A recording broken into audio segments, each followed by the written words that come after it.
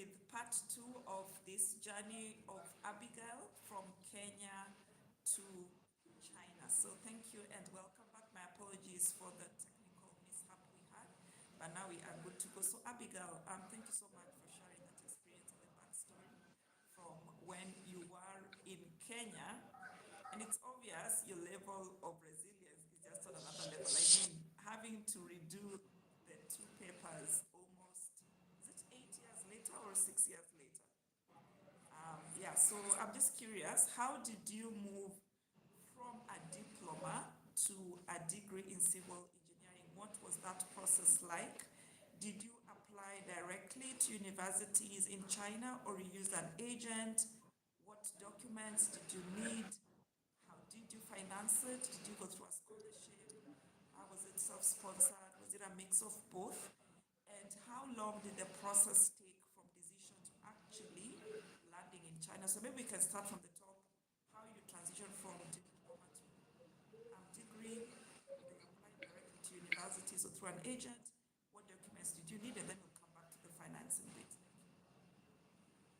Hmm. Thank Ah, you. Ah, okay. okay. I actually I the after the fallback we had with the agent last time because of missing document that they didn't explain to us properly. So we figured actually just started these jokingly, these whole process jokingly. I was doing it alone. I didn't even explain to any of my family members. Yeah. But that time I was just sitting alone and doing research, getting to understand how everything is working. So literally I can say I did the application by myself. Yeah. And for the transitioning, I really had to just upload the same document that any other bachelor students are uploading. The only difference is I had to add in my diploma um what's it transcript, because Transcript that because time that time my my certificate was not certificate was yet not out. yet out. Yeah, the Yeah, the Kenya the Kenya National National Examination takes Examination takes longer longer for them to for be them able to to be able release to the release the certificate. certificate. So I So had I to had just to use the just use the transcript. transcript. The The that that time time they also, they yeah, I also, think it yeah, I was think just it the was just the transcript. transcript. Them I did I did medicals. I medicals. did I did the the good good conduct, the conduct, police the police clearance. clearance. What else? What else? Yeah, Yeah, basically, basically, those were the those were the documents that documents, but then, but that it was it very was very essential, essential because because things were a things were little bit a little different bit when I was different when I was applying applying in in 2024. 2024. Okay. So Right now, things right have now, things have. Go ahead. hmm? Yeah, right now Yeah, things right now have things changed. have changed. They have added a lot of. They have added They a have lot added of a lot of details that details that are people are supposed to supposed have to or have they or need. they need. But But in in 2024, I think it 2024, I was a think it little was a bit little swift bit for swift me. for me. And I think And it I will. think it will. Sometimes I Sometimes always I always tell tell myself it was myself it also, was also I was I was too much too much lucky, lucky because because I don't know I if it don't know will be if the it will be same the with any same other with any other person. person. Yeah, because Yeah, for me, because for first me, first I was I was above above 25 years 25 for my years for my bachelor. bachelor's. And And yeah, yeah, I actually I got actually two got two schools that schools took that me took in. me in. Yeah, so Yeah, so my, and both of them, both the of them, the process process were the were the same. same. They were the They same were the same process. process. And And also, also, like in matters in of matters of application, it didn't it take didn't long, take because long in because in China, China, you are you are supposed supposed to to do the do the application. application. After you do After the you do the application, after application, they have after they have reviewed reviewed everything, everything, they will they send will you send you like like information. Some of information. Some of the way the way here work, here work, you have to you have pay to pay application application fees. fees. So after So you after pay you the pay the application fee, application fee, there is the there is next the next document document that takes, that I takes, think, I think, around two around two weeks weeks, that they'll that tell you, they'll okay, tell you're you, okay, supposed you're to get this supposed to get this document, and document, and it yet comes it from the comes from the government. government. Yeah. Yeah. So I think So the I think the process took process took maybe maybe two two months or months or something. something. It It wasn't that wasn't that long long process, because process because I think I I got think I my got my papers papers around around May or May or June, June, and then I and then I started my started visa my visa application. application. Yeah, I think I Yeah, I started think my I started visa my visa application application in, in, because normally because in China normally you in China cannot you you cannot cannot you cannot you cannot, what is it called, what you is it called? cannot You come cannot come early like early like months months like other like other other countries. countries. You have to come in Come like in like few days few to days school to school opening, two opening, or two three or days. 3 days. So So after I got after my I got papers, my I papers, started I my started visa my visa application. application. I think Early early August. hmm, early Early August, and August, it was and it was literally literally like like maybe a maybe week, a two week, weeks 2 weeks process for me process for to me get the to get the visa. Yeah, visa. Yeah, and and there I they got, are but the good, yeah but the yeah, visa, the visa, yeah, yeah, because we have because to we have to submit the submit the document at the document visa at the center. visa center. Then you Then have you to have go to go for what is for it called, what is for it the called for the interview. interview. After the After the interview, you interview, wait you for wait for a week, a week, and then you and then have your you have visa your and you visa book and your you book flight. your flight. I can't I remember. I can't think remember. I around think three around months three I months was I was done. done. Okay, so in case somebody is wondering, they want to start their application. So maybe you can just briefly tell us which specific documents that you would need. So, for example, you've talked about your high school certificate, you've talked about your diploma from the other university. So, what other, and of course, your passport. So, what other things are required? Like, do you require a bank statement? Do you require like takers, because I'm sure there's those general documents, and I know you've mentioned things have changed previously, so maybe you can tell us what you needed to submit and what other additional documents are required now, and also, do you have to prove that you can speak Chinese, for example? So if you can just tell us about in terms of documents, um, maybe one of our viewers might be interested and they just want to know, like, do they have everything? Are they going to need other documents? Yeah, Yeah, you the the main main documents are documents are actually actually the the passport, passport, the high the school high school certificate. certificate. For me, I For me, had I had diploma, so I diploma, had so to I bring had to my bring my diploma. diploma. The police The police clearance, it's clearance, very it's like very a like a serious thing. serious You thing. need You need to have to it. have it. And another And main another is the main is the medical. medical. China is China very is very serious with serious with medical. medical. You have to You do have the to do the medical back medical at back home, at home. and when you And come when here, you you come still here, you have to still do have to another do medical. another medical. So those are So the those are top. the For top. those who For are those who are doing like doing like masters, sometimes masters, they can sometimes ask they can them to ask get them to the get the certificate of certificate of purpose. purpose. Sometimes they Sometimes can they like can different like things. different things. But But and also we so still we need still to need have a to bank have a bank statement. statement. But the good But the thing, good it's thing, not a it's lot not a of lot like of for us. like They for us. didn't They ask didn't us a ask lot us of a lot money. of money. They only They ask only you ask like you like calculate how calculate much your how much fees your is. fees is. So like So you need like you just to need have just to two have times two of times what your of what fee your is. fee is. For example, For if your example, fee if is a your fee hundred is a thousand hundred a thousand year, a year, so you need so to you have need at to least have two at least two thousand plus thousand plus two hundred 200,000 thousand plus for your plus bank your bank statement. statement. Yeah, Yeah, because yeah, because yeah, that are the that are the main main yeah that are the yeah that main are the things main that things that we look we for. look for. So other So things other maybe things depending maybe on the depending on the schools if schools if they have, they because have, because Chinese schools Chinese they schools all they have all different have policies. different policies. They all They have all have everything how they everything how run in they each run in each province is province is different. different. Mm. Mm. Thank you very much, Abigail. So I'm glad that you have touched the issue of school fee.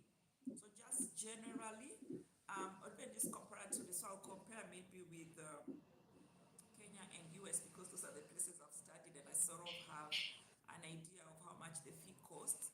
So would you say it's expensive? Like, is it like the bank statement? I know for the US, for example, going on a F1 visa, which is a study visa, you're going to have to need your I-20, you're going to need your bank statement. It's not a little money, it's really a lot of money. Like, you pay almost times even five or six of what a local US citizen would pay for school fees. So you really require a heavy, heavy, heavy bank statement. So I'm just curious for China, how how much is it like that expensive in terms, or is it something that is attainable? Like, what ranges are we talking about? Like, for I know like engineering is not a cheap course. So what range are we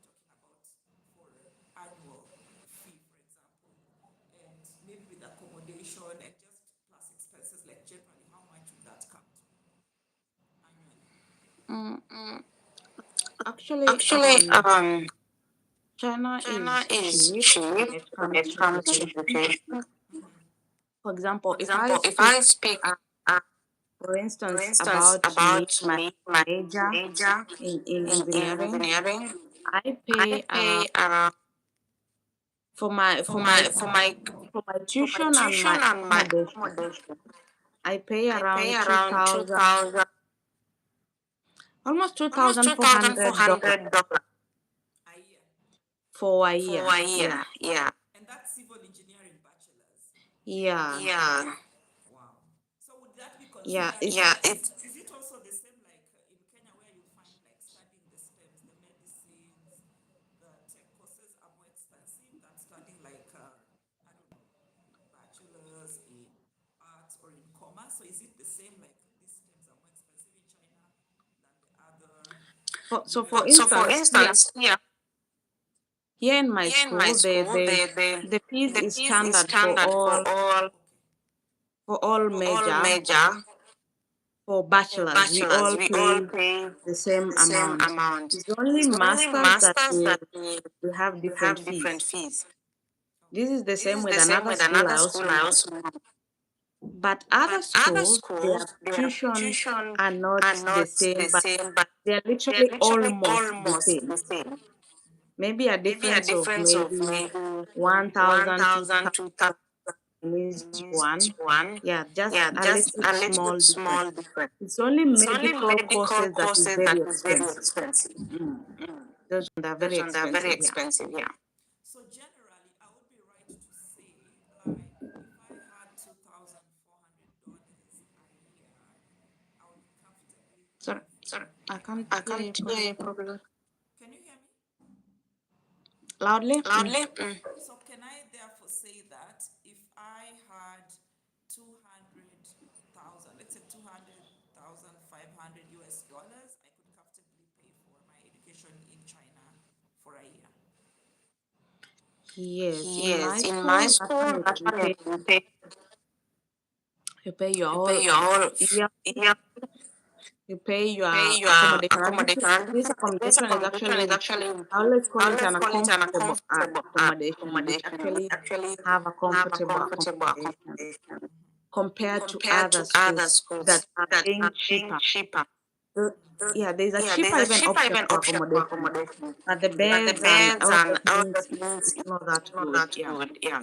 So then, in that case, if that's the case, so if I could show a bank statement with, say, 5,000 US dollars, I would get my student visa approved, right?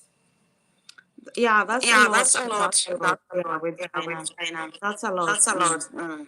Okay, so now then maybe we can now answer part two of my question. So, and probably you already answered it a little bit.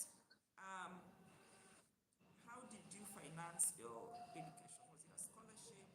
Was it self-sponsored? Or was it a mix of the two? And then, oh, you already talked about the process here. So just that, how did you finance your education? Or rather, what options exist for people that want to study in China? Like I Like mentioned I mentioned before, before, China has China age has age policy. policy. So it So it means for a means for person a like person like me me who is who is above above 25 years 25 old, years old, for a for a bachelor's bachelor's program, I'm program, I'm not not entitled to entitled to any any scholarship. scholarship. Mhm. Mhm. Anybody who is Anybody who below is below 25 years, 25 they can years, they can apply for apply for scholarship scholarship if they if have they the have good the good grades grades and and all those kind all of those things. kind of things. But for But me, for I am me, I am self-sponsored. self-sponsored. Thankfully, it's my Thankfully, it's my parents parents that that actually actually sponsor my sponsor my education. The same education. way The same they way they try try to to sponsor my sponsor my Australian Australian education, education. it's the same It's way the they same are way doing they are it doing it right now. right now. Yeah, Yeah, they are the they one who are the one sponsor who my sponsor education. my education. Okay, thank you. So generally, then, if you choose to go to China, when you're younger, then you have the advantage of being able to apply for a scholarship, right? Yeah, Yeah, Okay. But even if you're much older, you're not disadvantaged per se because it's pretty affordable. yeah, it's yeah, pretty it's pretty affordable. affordable. Lots of Lots of opportunities, by opportunities, the way. by the way. Mm. Okay, and so what about the Chinese language? Do you have to be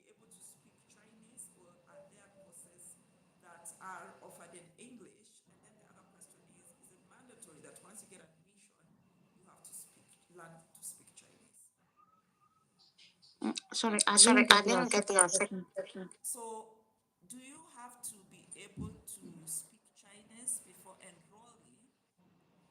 And let's say if you don't have to, once you enroll, is it mandatory to learn Chinese? Aha. Uh-huh. When you are When you're joining the joining the program, program, you're not, you're not, it's not a it's not must a for you must for to you to know know Chinese because Chinese because when when when you are when you looking are looking into into those those programs online, programs online, they they literally list literally there list your there major your is in major is in English English or your or major your is in major is in Chinese. Chinese. So for me, So my for me, major my is in major is in English. English. So I So tend I to tend just to do just do everything everything English English language. language. So you are You not. are It's not. not It's not mandatory for you mandatory for to you be to able be to able learn to learn to know To know Chinese for you Chinese to for you to join join the program the in program in China. As China. long As as long your as your major major says says you are doing you it are in doing it in English. English. But But now it is now it is standard standard for all for of all us of to us study to study Chinese. Chinese. Yeah, it's Yeah, it's part of it's the part of the syllabus, just syllabus, like just back like at home back at how home we how we, we learn we learn Swahili and Swahili and English. English. Yeah, you see Yeah, the you way see the way we have we to have learn to the learn the language, language Swahili Swahili Sanifu all the Sanifu all the time. time. So So literally that is literally it. that It's is it. also It's also like like part part of the of the program for program for every every student. student. And actually And you are actually, you are supposed to supposed pass to the pass the exam exam. up to for For bachelor bachelor students it's up students, it's to up to they have they have levels. levels. You have You have to pass to pass up to up to HSK HSK 4 for for bachelors. bachelors. And for And for masters it's masters, up to it's up to HSK HSK 3. Mm, up to up to HSK 3. HSK 3. Okay, Yeah. so Yeah. then So So literally literally, it's not a must to know the language, but when you are here you have to learn the language. It's a must for you to learn. Yeah. okay, thank you. So, um, generally, then, since you're already in that environment where you have to speak Chinese, then what would you say? Like, is a year enough for somebody to comfortably be able to communicate in Chinese? Or, in your experience, do you think a year somebody is able, or it also depends from person to person? Yeah, I can't say yes because people are different person I can say because there are people that have been here for a short period of time, like even that year, but interest. They have so much passion and interest. It's just like that. They have too much passion and they just learn it in a short period of time. Like some of us, the people we are in class, our level is not even the same, but we are taught with the same teacher. So some of them they tend to grasp the language like we can say they have easy brain or something like that, so they tend to grasp the language easier than other people. So in 1 year I know a lot of people who can go to higher level, or they can be able to, there's the listening, there's the speaking. Chinese is in different way. There's the listening, there's the speaking, there's the writing, because they have the Chinese characters. So there's different level. So you can find that by a year maybe you can be able to listen and speak, but you cannot be able to read the characters or to write the characters. So there are those kind of level. But yeah, for a year, if you just put in good effort, because now you are in an environment where you tend to everywhere where you are going is like you're socializing with the natives. So if you put in effort and you're positive about it, in a year you can do well. But there are some people who will be like, I don't know that's why when I said before, it depends what really brought you here. If you see the end goal, when you are here that short time, you will get it. But some people are just coming here. Some of the people, sometimes they say, oh, our parents just sent us here, we did not even want to come here. And some of you, oh, I just came to study, nothing much, no need for language and stuff like that. So that kind of a person will never go well with the language. They will never do well with the language. Yeah. But if you have that positivity in you, you will do great with the language in that 1 year. Thank you. That's helpful to know. And then the other question that I had is, so maybe just shifting things a little bit so that people just think about the glamorous side of things. Um, Having moved to China, what was harder than you had anticipated or expected before you moved? What would you say was harder for you than you had expected? That what was hard on me? harder than you had expected moving in? Um, I think the fact that I did not actually expect when I came here. I knew a little bit about China. Maybe I didn't do my homework well, but I knew just a little bit. I did not expect they actually do smoke a lot in China. It was a little bit the biggest culture shock. Yeah, they literally smoke too much, if I can say. Everybody, whatever age, people are just smoking. As long as they, because you grow up with a parent who is always just smoking, and maybe your father, your mother, your uncle, the smoking and drinking culture is it's just wild, if I can say. The smoking and drinking culture is something else. I did not expect this. And it's just public, it's just normal. Like nobody's like, back at home sometimes you can find someone hiding to smoke. Yeah. But here it's just a normal thing. You walk, even someone will be offering you cigarette. They'll be like, do you mind? Do you want? That it's the most something that was actually shocking for me to find it here. And that was the negative side that I found it shocking. I think the positive thing is like I noticed they are really trying to learn English these days. It's being taught in school from younger kids. They learn. It's like part of the syllabus. Also, as we are studying Chinese, they're also learning. They are supposed to study English and they're supposed to pass the exam. So that is the thing. I was like, oh, I didn't know they practice like and they learn it up to university. And just like them, they also have those people who have positive interest in English, and they'll be like, they know English, they can speak English. And those ones that are just studying to pass exam, they don't care, they cannot speak anything. Most of them, they can just write or read, but they cannot communicate. Yeah, those are the thing I found it a little bit shocking for me. I can relate with the smoking bit, especially having been in Kenya where smoking in public is banned, it's a crime, and Mm, where mm, mm. you're not even allowed to smoke in clubs. So that is something I really struggle with every time I go outside the country because we are so we some of the things we really take for granted here. The fresh air, I mean, smoking in public is banned and like even with the younger generation, it's no longer something cool that people used to like. I remember when growing up, it was considered cool, but not anymore. Like our Gen Zs don't even care so much about the cigarettes and all that. Anyway, um, and what would you say that people back at home, that could be in Kenya or in Africa in general, underestimate about studying in China, and especially now that you have studied in Kenya, you're studying in China, you already interact with people on the internet. What did you say that people really underestimate about studying in China? I think the fact that a lot of people just see the negative part of learning the language, and they'll be like, okay, this and this. But apart from that, they actually, most people don't know these people are learning English all the time, and they're getting so much also into the Western culture in another way, especially for people who are in the bigger cities. And even in the south, you find some people, some Chinese, even they are even studying Swahili, and it's something that most people they don't know that it happens. But for me, I see the fact that if people will see the fact that the population of China and the future goal. This is the thing people are always underestimating. China has 1.4 billion people. And if you see the reason why, they actually give a lot of people scholarships and opportunity. And once you are here, you have to study the language.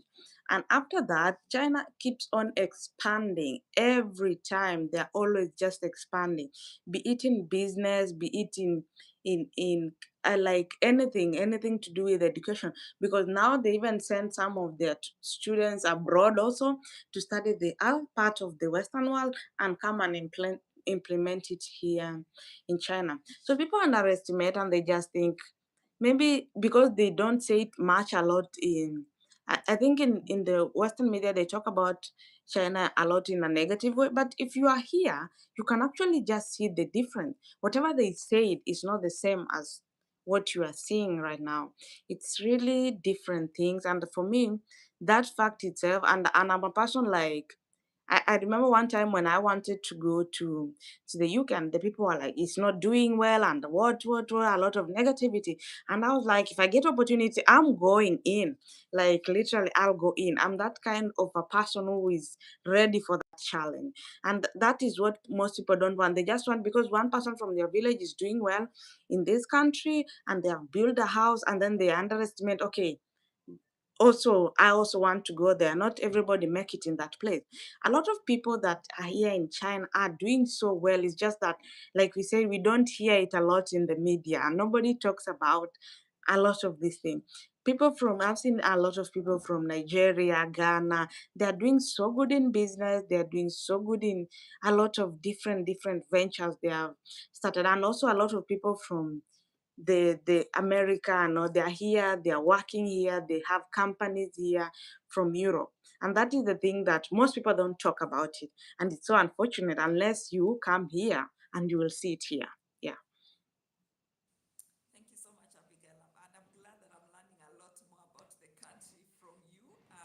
I was looking at your video, I think it was 2, 3 days ago, for example, where you posted, and they have this daily workout programs for elderly people on the streets. That is something we don't even have here, and I just wish people could talk more about such positive things about other country.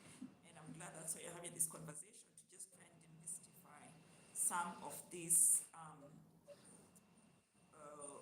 don't know what do we call them, not superstitions. What do we call them? Stereotypes that we have about other people and their country. So just going back to the language, and I know you've touched on it a little bit.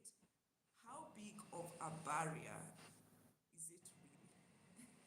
Or is this something that people imagine, not being able to speak Chinese? How much of a barrier is it really? It's It's actually actually big. big. If I can say it's really big. Especially, I'm in the north of China, and it's where I am. My city is like a small. I don't know. We can call it something like Kitale side, those kind of place. You cannot say it's something like Nakuru or something. So if you can imagine those kind of place, it's not so much people that know a lot of things. So we tend to struggle. But the good thing that is helping us, I mean, is the translator, and we're also learning the language. And it's also good that these people are also embracing the fact that sometimes even they also have these AI thing in their phone. So every time they meet even a foreigner, they want to say something, they're always just ready to use the AI to translate. You just see them asking AI, how do you say this thing in English? Or can I say this to this person in English?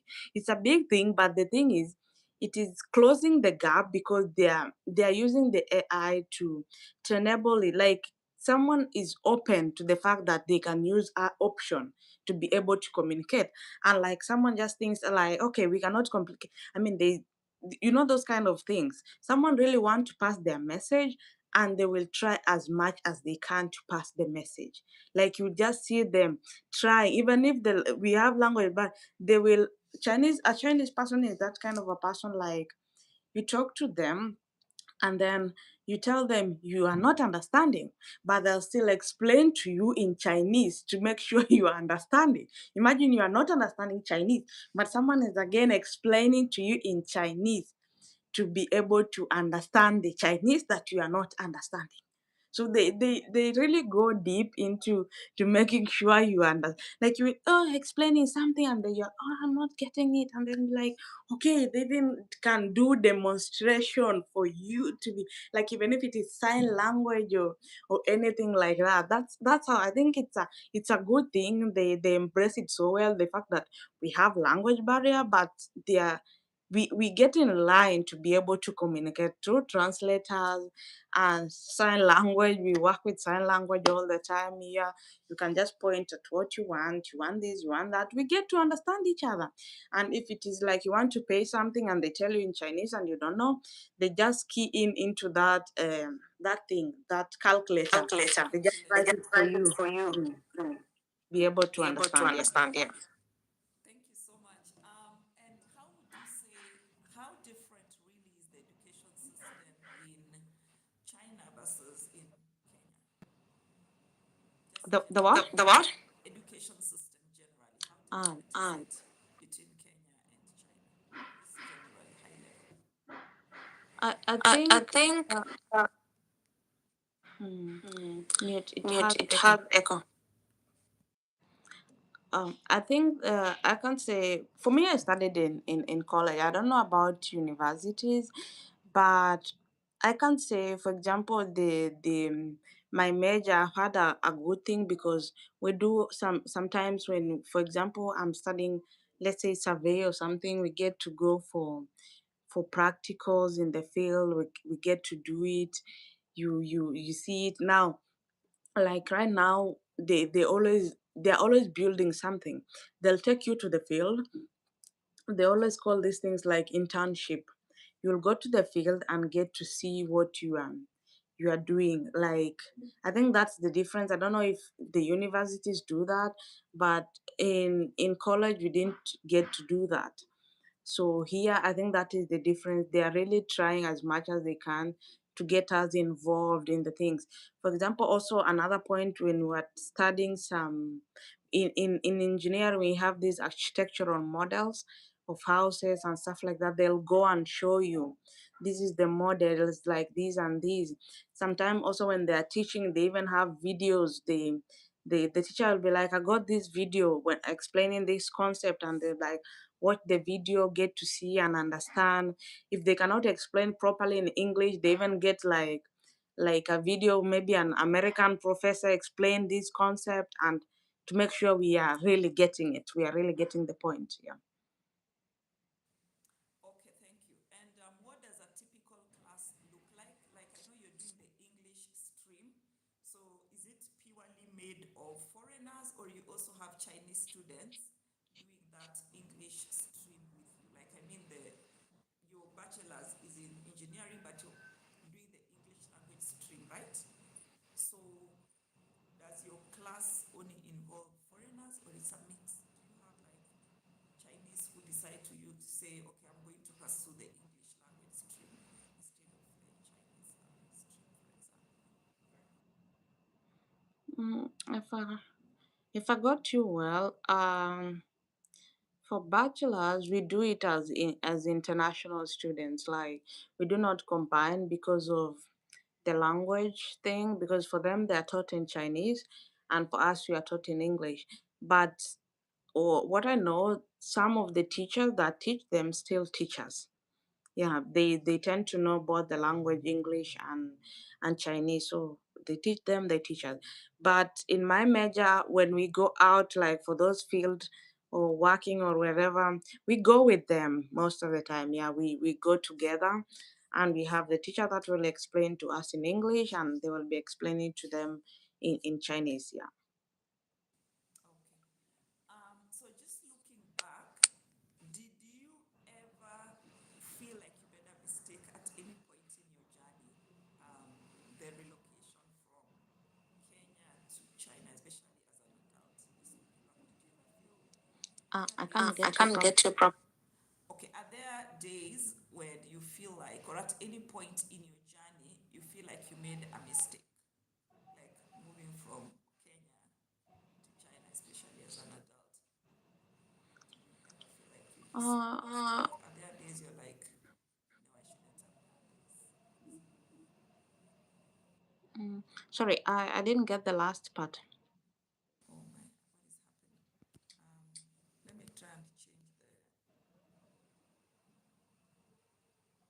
It's going to.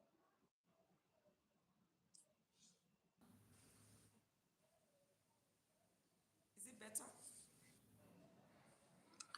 Go ahead and Go ask. ahead and ask. Can you hear me now? Mm-hmm. Yeah. So my question was, did you at any point in your journey of relocating from Kenya to China ever feel like you made a mistake? Like, I shouldn't have done this? Mistake. Mistake. Mm, I don't know. Maybe sometimes I always felt like maybe these things will have happened sooner. because, like I said, I struggled to get a school because of the age and things like that. And the fact that I was sometimes I always say, if I was younger, maybe I would have gotten more opportunities and bigger chances, because I still have that dream of going to those. Like I say, despite everything that happened before, I still had that big dreams of going to bigger, like the way people will be talking, okay, I went to Harvard, or I went to MIT, or here in China we have this big school. We have the Harvard of China is Peking, or Tsinghua University. They're really big. They have been here for hundred of years. Everybody just struggles to get to those schools. They're really the top school. If you got, like, you're walking around and you say, okay, I'm from Harvard or I'm from Oxford, I mean, it's a different language people will be talking to you, because it just has this weight in it. So maybe if things worked differently, that is what I would have wished for. And I thought maybe I've gotten better and better opportunity. I still am grateful for this opportunity I got right now. And it's something maybe some people are wishing it. Is what I'm doing. I'm just trying to work and get to hope to get better and better. Maybe when I'll be doing my masters, I can be able to get better opportunities. Yeah.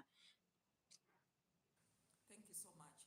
And I'm glad you brought up the issue of the pen kids and the whatever other university you mentioned. But I'm just Mm. curious. So does it mean, therefore, um, age is also a barrier for getting into those Harvards in China, or is it more of finances? What is the main barrier?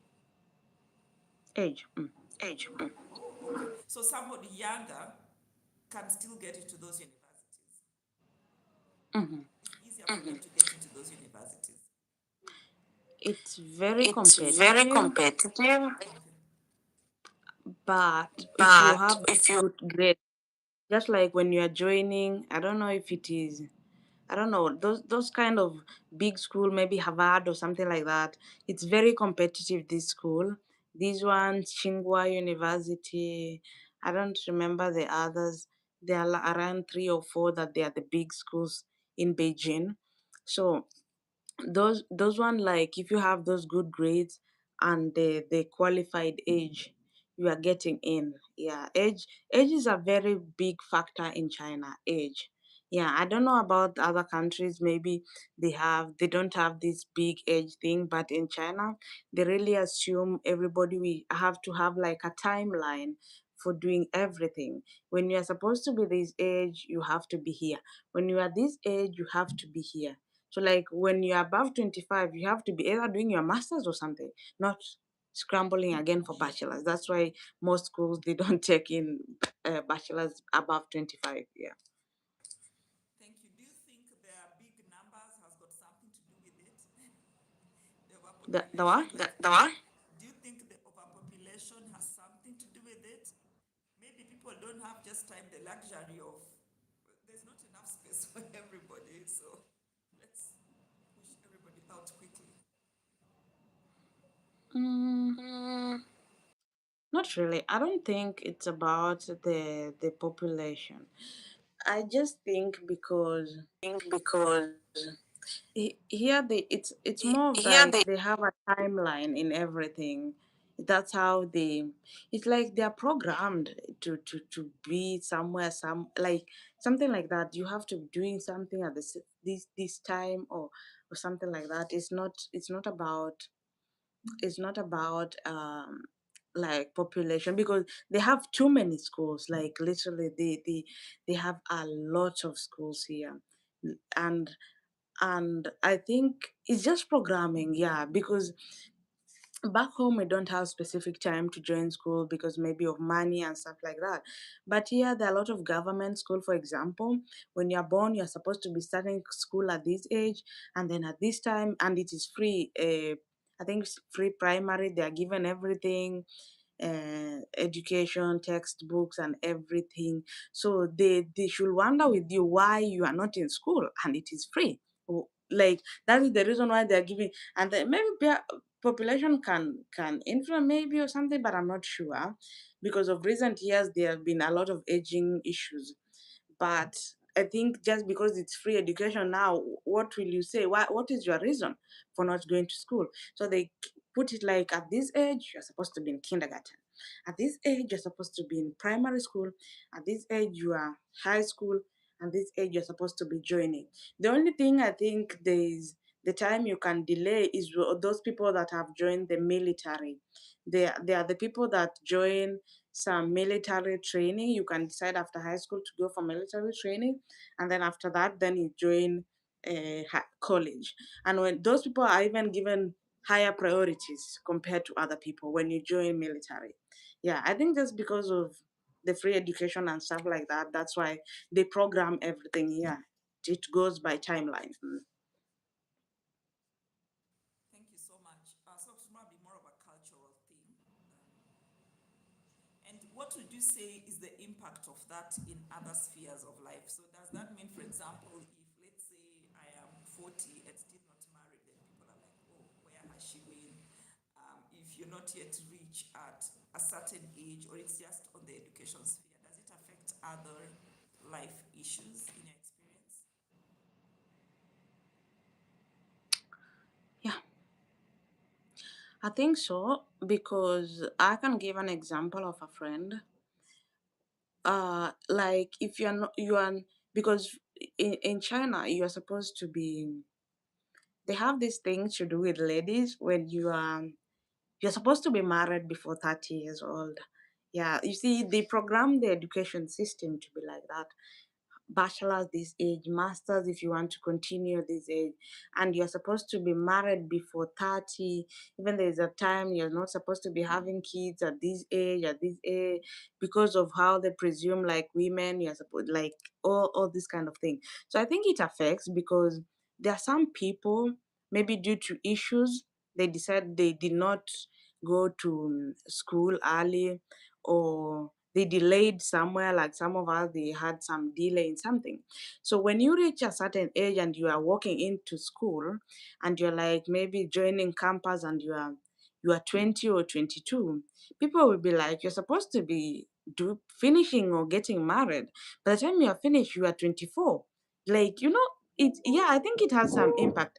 And maybe that person is interested in studying, but because of what society says, or how you're supposed to do things, it causes some impact. And I think for me, of what people sometimes say is really impactful to some people, especially I think women, because here when you're above 30 is a big deal to get married. So imagine if you are still, some people like us who are like 30s, and you are still struggling with bachelor. What time are you supposed to get married? What time are you supposed to, how it is programming everything? Time for marriage, time for studies, time for this, time for that. I think it's really impactful in different people, depending on what they have to do in life. And as time goes by, the younger generation, they get equipped to this Western media, and they see, oh, these people are doing things like this, and they also want to try different things. And maybe because of society, or how they grew up seeing other things, they cannot do it. Yeah. Mhm. Thank you so much. So, in case somebody is wondering, for context, when we say old, what are we talking about? Like, can a 40-year-old baby girl or baby boy go and start a bachelor's, or where is really the cut-off point?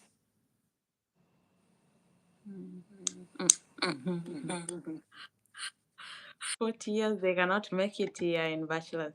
For example, even my own school that accept up to 30 years. I think the last school that I know, they only accept up to 35. I think 30 to 35. That is the last age for bachelor. I think 30 to 35. Above that, no. I think you are just. I don't think it will make it here. I've never had any other thing. In fact, even in some PhD program. I don't know if it is master. You can see other countries they be doing masters even at 40 or something. I think even here in some school they'll be like masters maybe 35 years or something. The age is really a thing. They really work with timeline. I think, yeah, it's more of I can say timeline. Yeah, you're supposed to be doing this at this time. So 40, they cannot make it in bachelor's year. Yeah. Thank you for locking us out. Anywho, so just changing things a little bit. What does daily life in China actually look like? For us students, because we literally just have classes. If you're not in class, you're either doing extracurriculum activity. If no extracurriculum activity, nothing much. So we have every person have different timetables for their classes. So classes starts at 8:20 in the morning. 8:20, most schools class start at 8:20, between 8 to 8:20, and it runs up to 5 p.m. in most school. But there are some courses or some school that sometimes you can have them having even night classes, maybe 7, 8 p.m., 9 p.m. I remember in my first year we used to have this one class we will do up to 9 p.m. Yeah, around 9 p.m. So literally that's our days. We have break in between for lunch for I think 1 hour. From lunch starts from 12 to 1:20. Yeah, 1 hour, like, and less than 20 minutes. That's for lunch. That's the break we have. And from 5, we just if you have extracurriculum, if you have hobbies, if you do content, I mean, whatever other things you want to do after 5, people go to the market to buy something. As we like cooking for ourselves, that is the time you are cooking or doing whichever thing you just have to do or you want to do. Yeah. Okay, now that you mentioned about food, how is the food there? Like, what was your culture shock in terms of food? Like, do you easily find ugali there? Do you easily find chapati? Do you easily The find? door. Can you hear me? Mm-hmm, mm-hmm. Loud. Loud. I'm asking, how Mm. was the food? Now that you've talked about food, how was food like when you went there? Was there any shocks you had? Is it easy to find the foods that you're used to, like the ugali and chapati and rice and whatever other things you're used to eating back home? How easy is it to find those? Oh yeah. At first, I think for me, I always see like Kenya, we really have limited options of food. I don't know about other people, but I think we really have limited. If you're not eating githeri, ugali, rice, chapati, what else? Maybe mokimo. Those, I think we are really limited. Limited. These These people have too much food options, too much. I can actually say even something that we never thought is food, it's food here. Yeah, like something you just look at it and you be like, is that even food? They just make something out of something and it comes out as food. Yeah, the way we even cook chicken or something like that, they have like million process of cooking it. So that is number one joke I found. Like they literally have, I think, a lot of food options that I can mention. It's too much. Yeah, you can find they're eating even bamboo shoots. They're eating, I don't know, banana leaves and everything, like different option, and they are very healthy and they are so good. Like they just eat a lot of things that we have never seen or we have never ate at home. We really have limited options. That is one thing I found here. And the fact that food is very cheap, by the way, especially mm, here they do Asians, they do like eating a lot of rice. So they eat too much rice here. And rice is very cheap. A lot of time you can be buying food in a restaurant, rice is free. Whatever you are buying, you just get the extra rice. Yeah. They'll be like, do you want rice? And you'll be like, yeah, I want rice. It's rice is free. So we have rice, it's common here. We have chicken, we have fish, we have meat. The only difference is chicken is these how do you call it? Not the improved those one. We also have the kienyeji version, but yeah, this other one is way popular. It's way popular, yeah, and it's very cheap. Like we literally eat chicken almost every day here. It's chicken is just like the way you can be eating skuma wiki back at home. It's just a daily meal here. Chicken and pork. The pork culture here is something else. It's also cheap and available. Everybody is eating pork. In every sitting of a Chinese sitting, you do not miss pork in your meals. And the only thing that is very expensive here is cow meat. It's very expensive, by the way. We struggle with cow meat. You only buy it like if you really have those cravings, you really need cow meat. But most times you're just eating pork or chicken. They're very affordable. And for ugali, we have yellow flour. We eat the yellow maize flour. That's what we use it to cook ugali here. It's just something close to home. It's really helping. And for something like chapati, they have a lot of flour here. They make a lot of their food with wheat flour. There's too much of wheat flour. So they have different varieties. Some are already mixed with maybe yeast. You just need to know which one you're using before you buy the one with yeast to make chapati with it, and it comes out something something else. So most of the time we have those options. So for us, we tend to cook for ourselves more. So we'll just buy the rice or the flour and the chicken or whatever, and you just make something from home out of it. And sometimes if you want to try, they also have a lot of noodles, and it's very cheap. The Chinese, it's always about the wheat, anything around rice and wheat, because they use it to make the noodles. You're good to go. There are a lot of it here and very affordable. And here in the north is more fresh because we are in the village area, so we just get them at the farms quite easily. Yeah. Thank you so much. And just so there's a question that somebody asked there about racism in China. So maybe you can tie that up with another question that I had. How do they treat international students? How do they treat foreigners? Is there racism? What is the dating culture like? Is it normal for you, for example, if Abigail wanted to date a Chinese guy, is it a normal thing to do, or is it something that is frowned upon? So just generally, like the social life, how is it like in China for foreigners, and if you want to be specific for international students?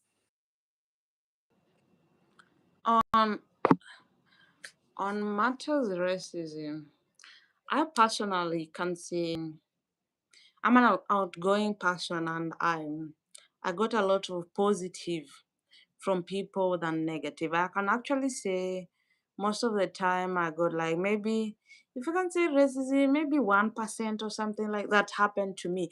I don't know about other people, but most of the people around me, they really say Chinese are friendly. They are really friendly people. Yeah, because the only time that I experienced something, I was with my Chinese friend and she thought it was actually racism. We went for one concert.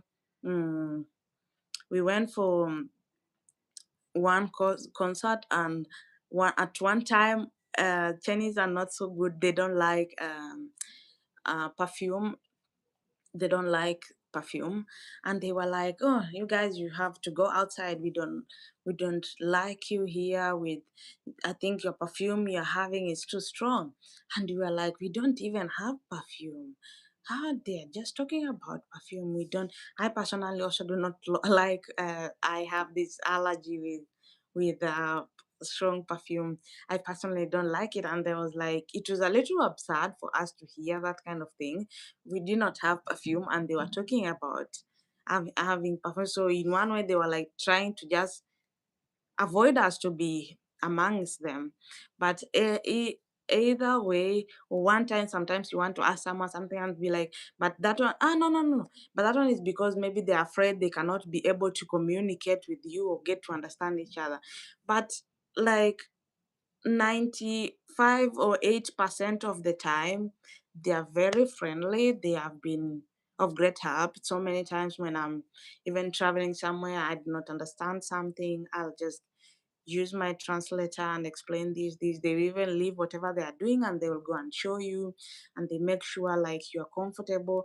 And like I'd said it before, uh even if they don't, you are trying to explain to you in Chinese, even if you are not understanding, they will still insist to help you understand in the language you are not understanding.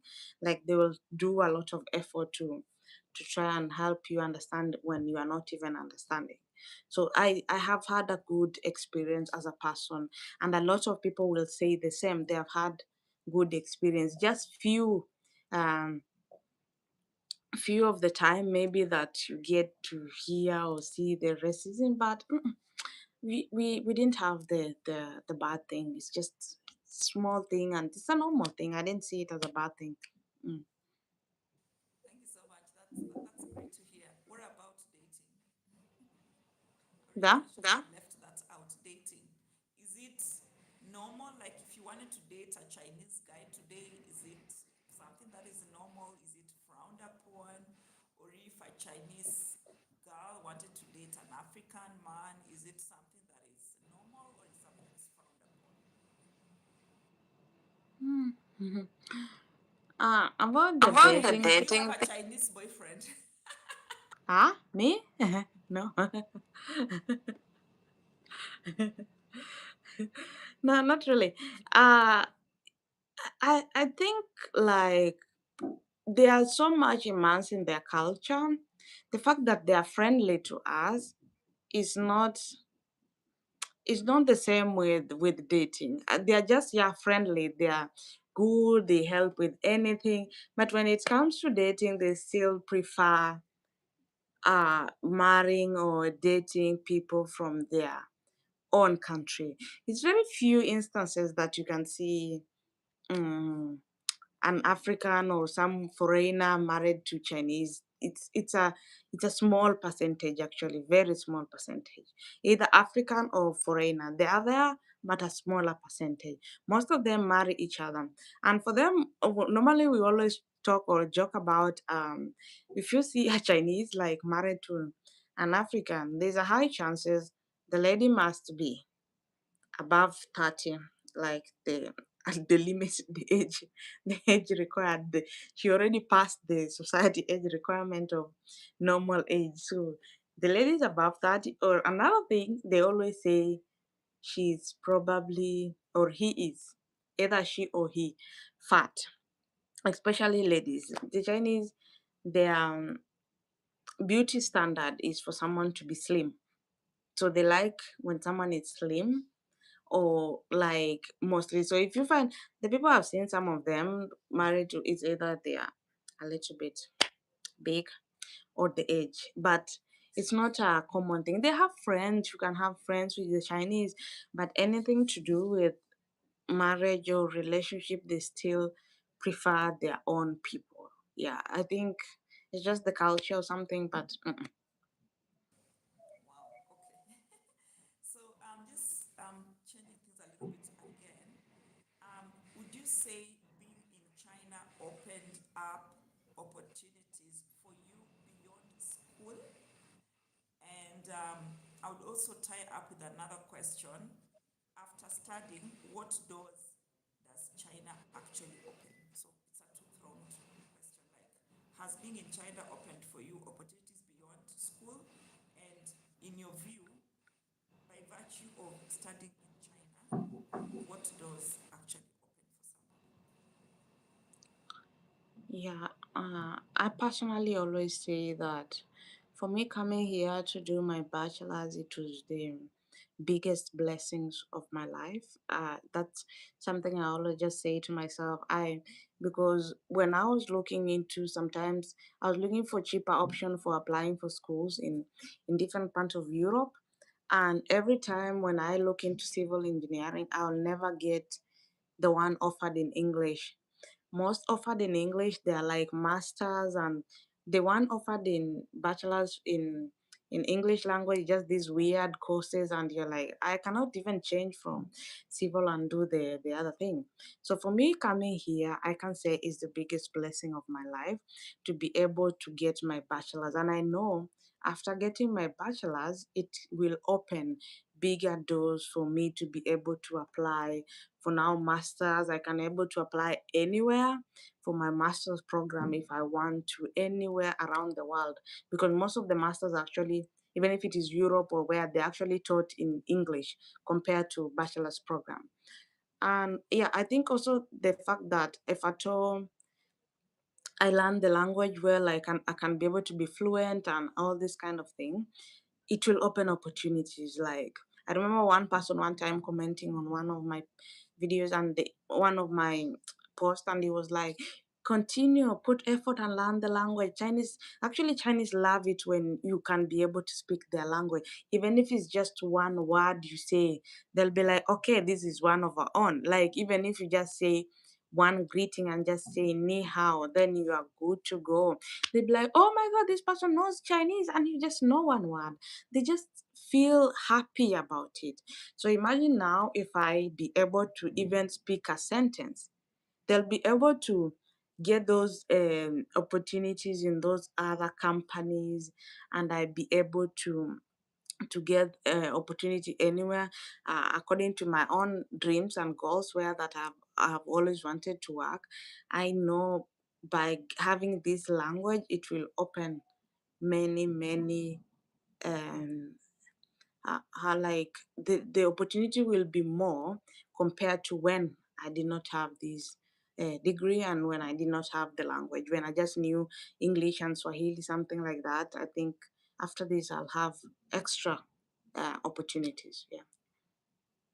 Thank you so much. So, would you say that, before that, let me ask differently. So, what courses, I know like right now, a lot of Kenyan students finished their KCSE last year, they have received their results, and many are already now starting to look into moving to higher education. So, what courses would you encourage somebody who just finished high school in Kenya to consider pursuing in China? Like, what top maybe five courses you'd encourage somebody? And the reason I'm saying you'd encourage them is because there is something they can come back and apply back home. So, for example, like once you do engineering, you can always come back and apply it back home because, I mean, all construction in Kenya is being done by Chinese firms.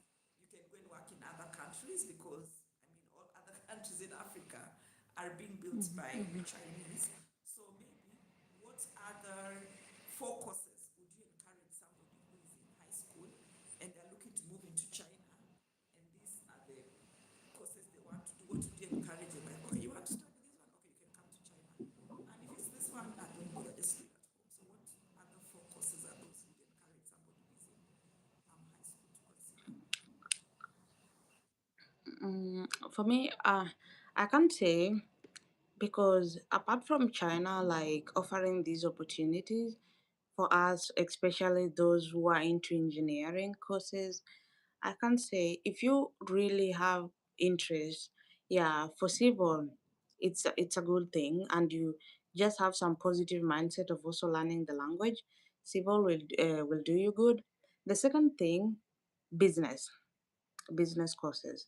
We know China is the biggest business hub around the world. They do a lot of business stuff. You can do the business. There are different business major. There's, I think, finance, economics. There's another one that is very popular here. It's called international economics and trade, something like that. I'm not sure what it involves, but it's a very popular program that almost every university offers. Yeah, that program. If you can get into it, that is after you, if you have business mindset, and you can be able to travel for business and all this kind of thing. Another thing, I can always say I don't advise someone to be coming here to do medicine course. If you want to do medicine course, just go your way, maybe Cuba, India, or something like that. I think they do better in those ends. Here it's either engineering, especially things to do with civil, and I also see people who are into uh, plane, like aeronautics, astronautics, kind of thing. Kind of thing. Yeah, Yeah. there are people also interested in that. Like that famous YouTuber who admire, he actually went to that aeronautic and astronautics. It's a big school not far from me here. I think I know two or three. There's one on the north where he went, and other people, and there's one in the south. It's a very big school. A lot of people are coming in to do those majors. Yeah, engineering, those astronautics, and anything to do with computer. I don't know, AI, all this technology thing. Yeah, it's always as there. If you're not employed somewhere, you can always employ yourself. We can see how content creation is coming big this time. So with this technology background, it can really do you good. Yeah, here in China. Those I think are the main things I can always advise someone to come and, yeah, to come and pursue. Some courses are there, but I can never say, oh, you should.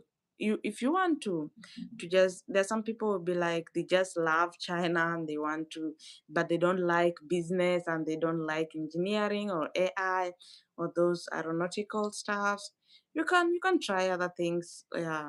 Maybe, yeah, but I don't know, maybe what other course can do good here. I'm really not sure if it's not things to do with those top things that they work in, because China is really big in business. It's so big. And the construction it's happening, they're just coming up with ideas all the time. Maybe I'm not so good in thing to be specific on something or anything to do with production, the those things, because they're literally bringing in new ideas, new concept each and every day. Something is coming up, it's coming up. I think they will do so well here. Thank you so much. So then, would you say, can someone build a career in China, or is it more of just a study destination? You know, like the way people go to Europe or go to the US to study, but they're literally just relocating. So they use it as a pathway. So would you say China is more of a career? Like, is there a career? Like, can somebody really end up there building a career, or it's more of a study destination? You study and then you go your ways. Yeah, you can actually build a big career here. I've seen it especially with people who are doing teaching. China is big in English teachers. Like anybody who is teaching here is earning good money, and they are living large because they have a lot of benefits. So anyone in the teaching thing, English or sciences, they can really build a big career here and they can live good. And also business people, setting up business here is not that hard as long as you can just register, uh, pay your taxes and everything. Those two work well. And also if you can be able to learn the language, there are a lot of international companies here, by the way, and they, if you get to meet some of them, they, like the big companies, Toyota, whatever, they, all of them are somewhere in these cities. You can, if you get lucky, especially if you learn the language, it's a plus. You know Chinese, you know English, you are bringing two or three world together, or even four. Imagine you be the one speaking on behalf of China, some company, you're talking to someone in America or whatever. Those things really bring a lot of opportunities for people. It's really, and it's really great when I talk about opportunity. For example, when it comes to teaching, when you get to teach or like work in those big companies or whatever, you are treated well. Like those foreigners, free housing, I don't know, you have travel twice in a year, something like that. There are those kind of things they get to give you that you cannot see it in other places. Here you get free housing, you get to travel twice a year. I think some schools, two or three of your children, they study free. Those kind of benefits, you see, you cannot have those kind of things, I know, in the UK or the US. You can only have it here in China. So that's what most that's that's what most of the people, even from the Western countries, the US, they all, you can, I've seen a lot of YouTubers these days, they from America or something, they do relocate to China, and then if you come with their dollars and they pay you, not dollars, I mean, if you receive the Chinese currency and you are spending it in your home country, that's how you know how it actually makes sense. Yeah, you can actually build a career here. It just needs um those things like I mentioned. If you're into teaching, or if you can do business, the Chinese are always, I've seen a lot of people who partner even with Chinese. They open business together, and they even have branches across, or you can do it as a solo, like sourcing things for people, and they you send it back to, it's one of the things they encourage, I think, because they are producing a lot of things, so they want it to be exported more. Yeah. Thank you so much. I know you've already touched a little bit on you already mentioned like the career. So would we add teaching to one of those that is good to do in China? Like as a, To for to learn. studying, to study, like for undergrad, would you encourage somebody to do the undergraduate teaching in China? Now that the career path for teaching is good, okay, so you can study from wherever you are, then come and build your career there. Okay, and somebody has asked a question Yes. Yes. related there. Does one need to learn Chinese? I think yes. I don't know, but you can answer on the teacher's part. No, no, no. No, no, no. You You for for for for English, because China is not an English speaking country. For themselves, they actually have universities that have English majors, but they teach the Chinese students. And the way they teach, like what I see, there's, because they cannot understand gradually, so they have that part they have to explain a little bit in Chinese, and they incorporate English.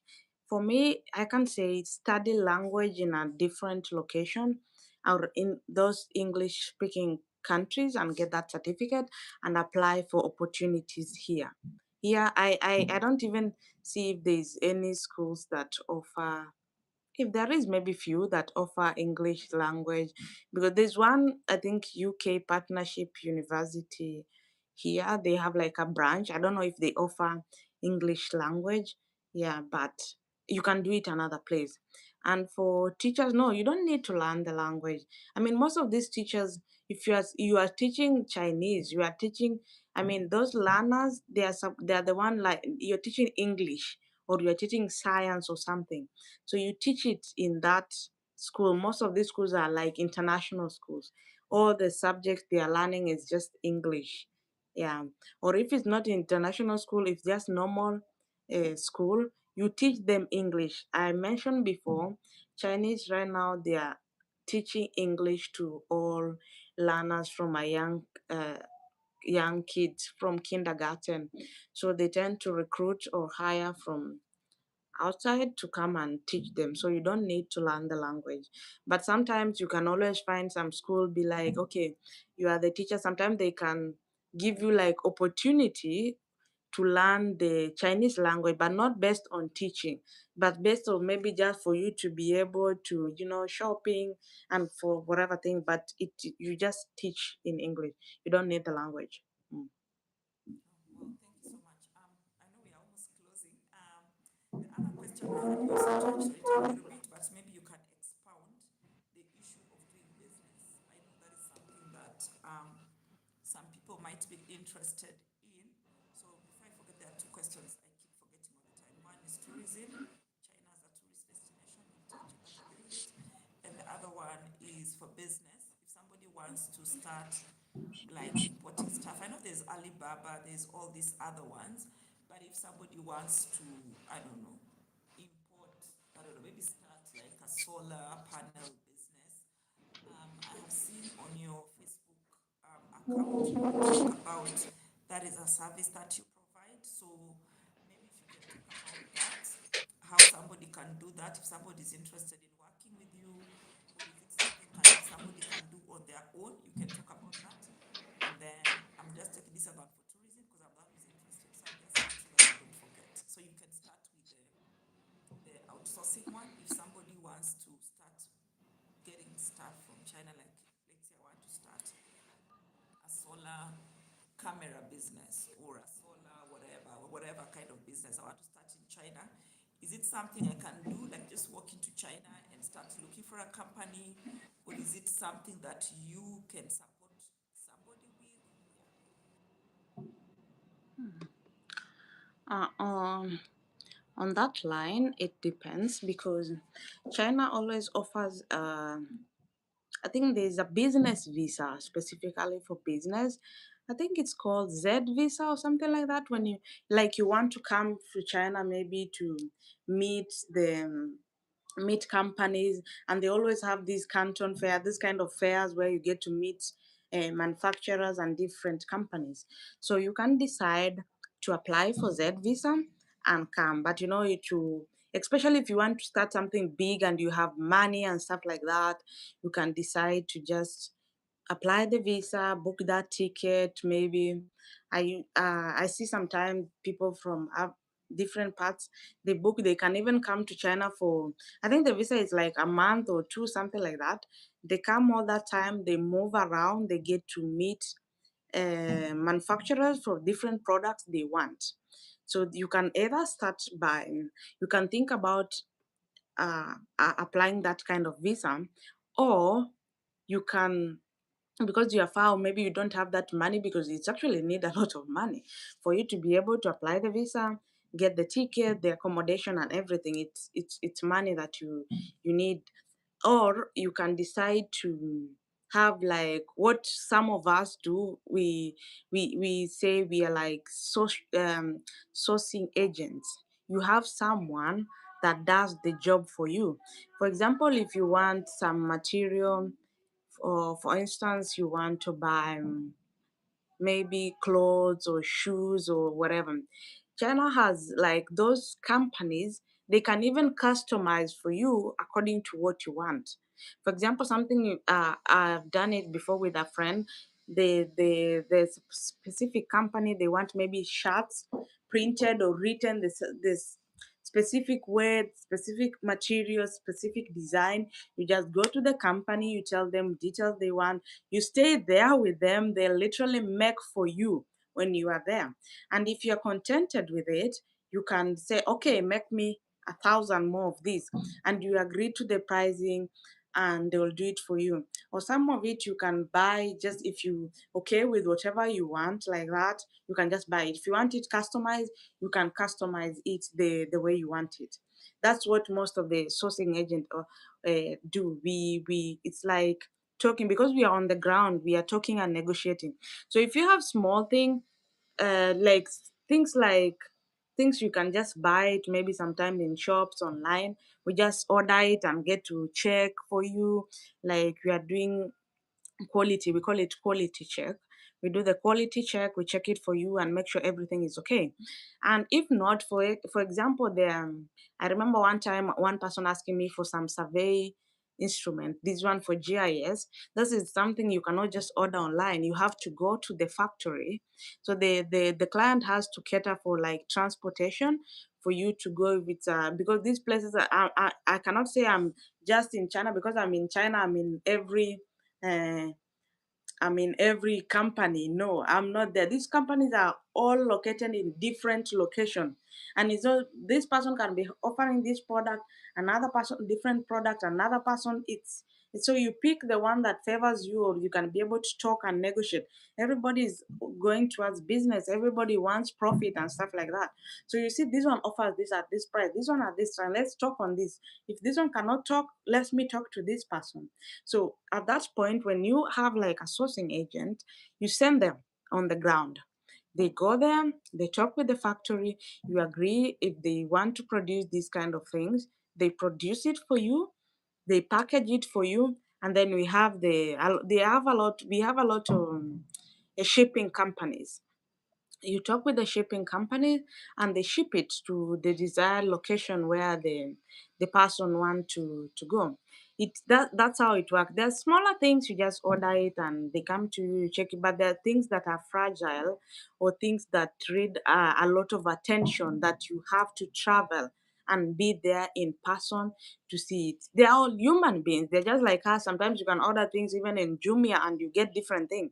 So you have to go there and be there in person, cross check everything, examine everything. We call this quality check and everything. When they are packing, you make sure they pack the right thing, whatever you wanted.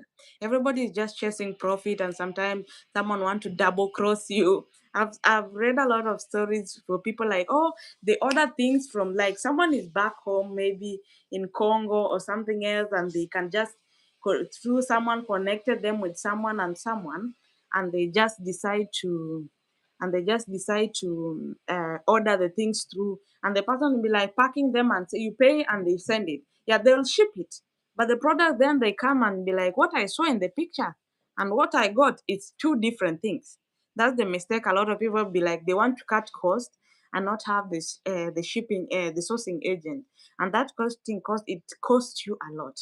Imagine shipping something here, you are waiting it for a whole month only for it to reach, and it's totally a different thing. It's really so disappointing. So that's what most do. Either you can decide to get a visa and come pack the whole container, especially those people that sell in Isli. They can even come and shop and produce whole container for one person and they ship it home.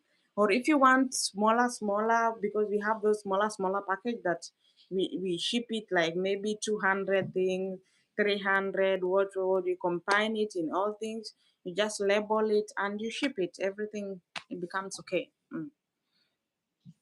Thank you, Abigail. So if anybody wants to use Abigail's, what is it called?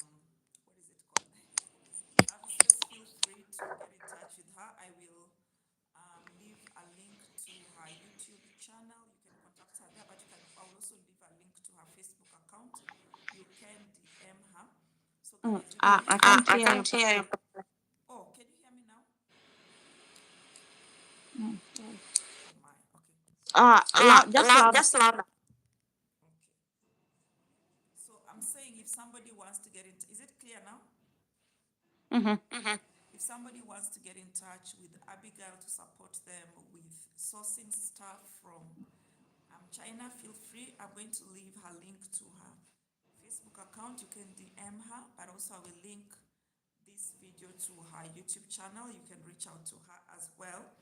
So we have been here for quite some time, guys, and I can see we don't have any more questions for Abigail. So Abigail, in closing, I call it a quick fire with my guests where it's just mostly one sentence answers. I'm going to ask you like different questions and you don't have to elaborate. It's just very quick one sentence answers, yeah?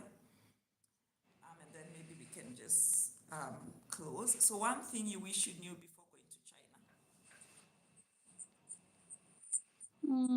Mm. One thing I wish if I came to China, nothing really. I think I'm really contented with a lot of things that I already know because I did a lot of my homework well. I knew this is what to expect, so I cannot complain actually. Yeah. One mistake to avoid when planning to go to China, especially as an adult. Sorry. One mistake to avoid, especially moving to China as an adult. Sorry. You can, okay, let me remove the microphone.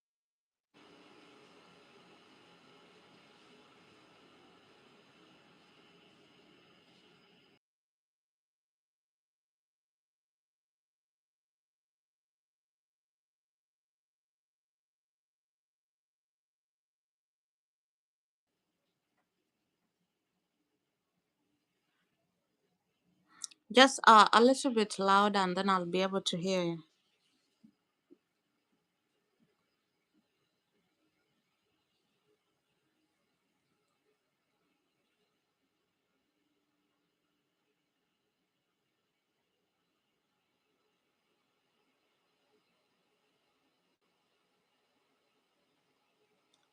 One mistake to avoid when coming to China, I think, is just to avoid being on the wrong side of the law.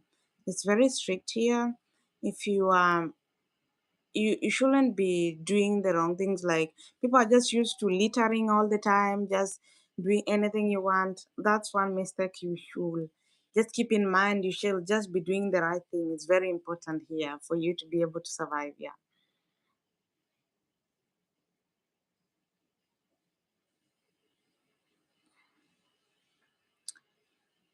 Yeah. If I'll do it again to stay in China, yeah, I'll actually, yeah, maybe if I especially if I had like I mentioned earlier, if I was like a little bit younger, I will have done it again and again. It has life is really simple here. A lot of opportunities. Like we literally just order anything we want, one click. Yeah, I'll do it again. Yeah.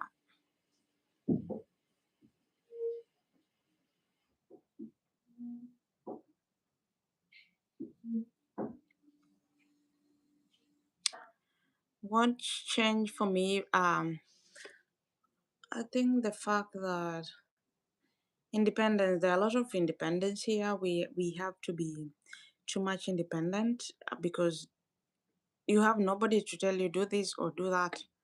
You have just to think, you have to budget, you have to everything. That's literally what change. These are things I never used to think about it back at home.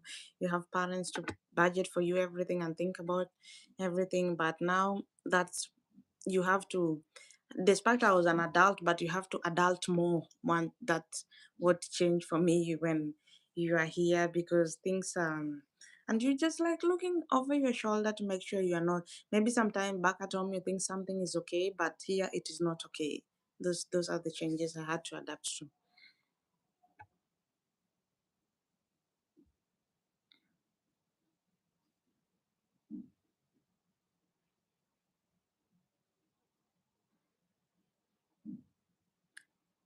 Mm, I, I think your microphone is not working completely, but I got your question.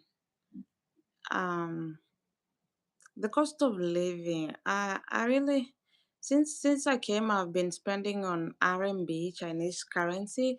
So I don't even convert in Kenyan shillings, but I can say because food is affordable. If you're just talking about food eating, I think it's quite affordable here, unless like miscellaneous things, because China is very tempting. There's a lot of things to buy all the time. You might get yourself tempted to buy extra things. They're so nice. There are many. They're affordable. So those kind of temptation. But in general, I think it depends with just expenditure. I do not have specific amount that I know. Actually, I've never calculated because I'm just always trying to make sure I've budgeted and I don't lack any food. Like I don't overspend now and then I'm lacking in the next time. Yeah. Mm.